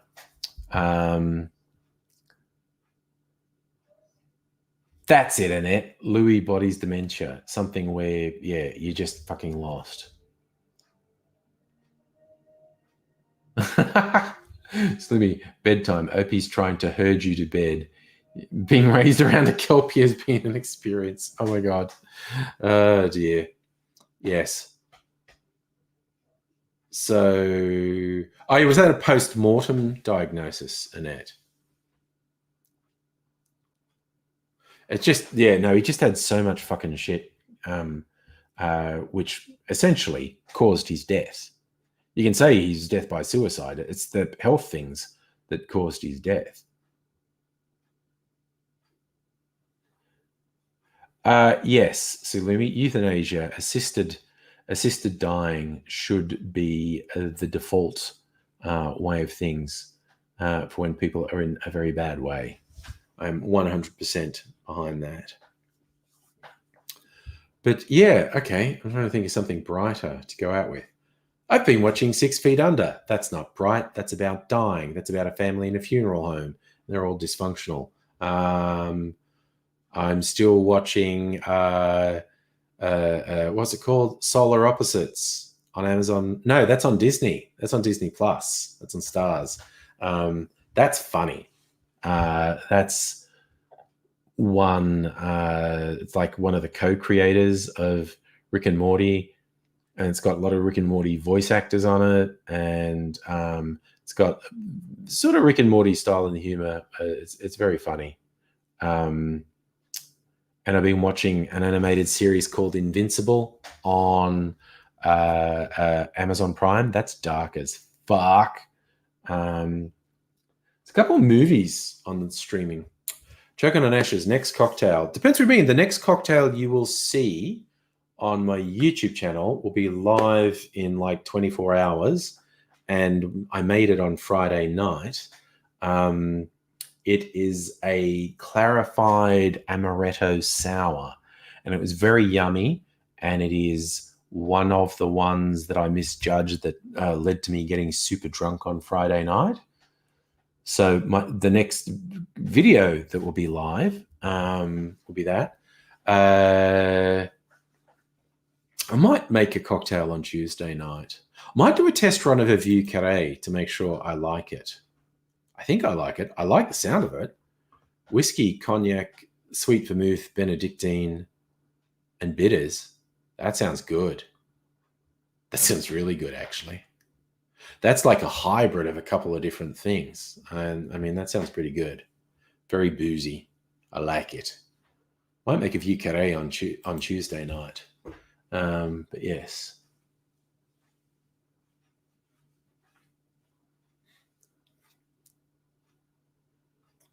Oh, yes. Frankie Ash to Ashes was a Life on Mars sequel. Yeah. I never really found out how those shows resolved, actually.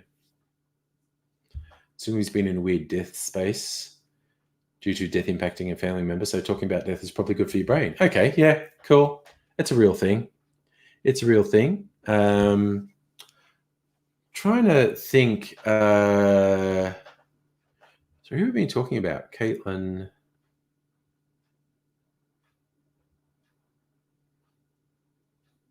Oh, Ask a Mortician. Yeah.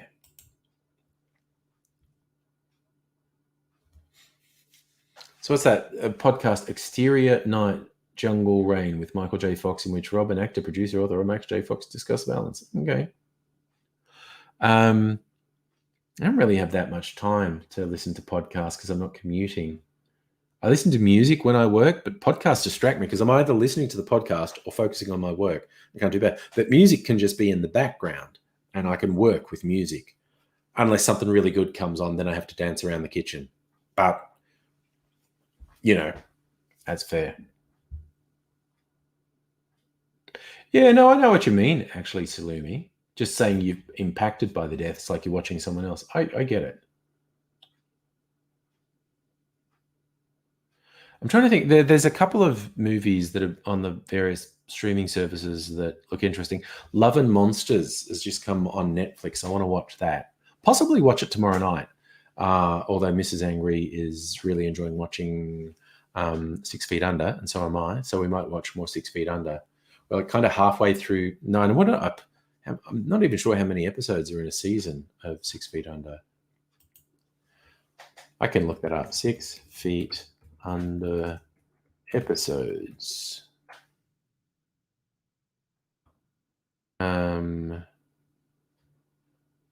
Series 5 seems to be like 12 episodes in a series.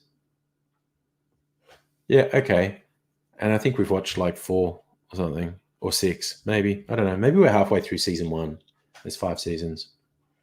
It's a good show, though. I'm amazed at how it holds up. I haven't been laughing at hairstyles or clothes. I thought 20 years old, I'm going to laugh at hairstyles and clothes, but it holds up. Oh, nice, Raiders. There's also an Aussie YouTube channel. Are you dying to know? With a mortician. Choco Nash's Need to Dance. Oh, you know what? And it's the old classics, the 80s, 90s classics that get me dancing like.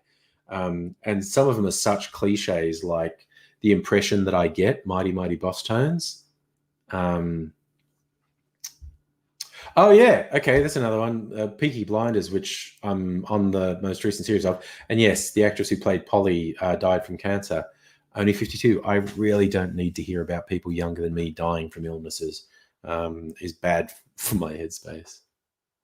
Oh wow, yeah, Justin. Handmaid's Tale is pretty intense. I kind of stopped watching it. I've read the book, and I stopped watching the season 2. I was like, Jesus, this is just too fucking depressing. So yeah, I haven't watched the TV series since early in the 2nd season because it's just too fucking depressing. Oh, Raiders also recommending the Dead Bodies podcast in Melbourne. Still, there was another season of Handmaid's Tale. SBS run it, I think. I don't know. It's too full on for me. Oh, it was a workplace accident, Salumi. Yeah, that's scary because that's like bam. Anyway, I'm gonna stop talking about that because I'm gonna go to bed. And my fucking laptop wants to restart. I was worried it's going to force a restart during the stream, but it didn't. But I'll do it before going to bed so it doesn't do it next live stream. Okay, so look after yourself, one and all. I say I won't be on tomorrow night, probably be on Tuesday night. But, look after yourself in the meantime. We'll see you another time, but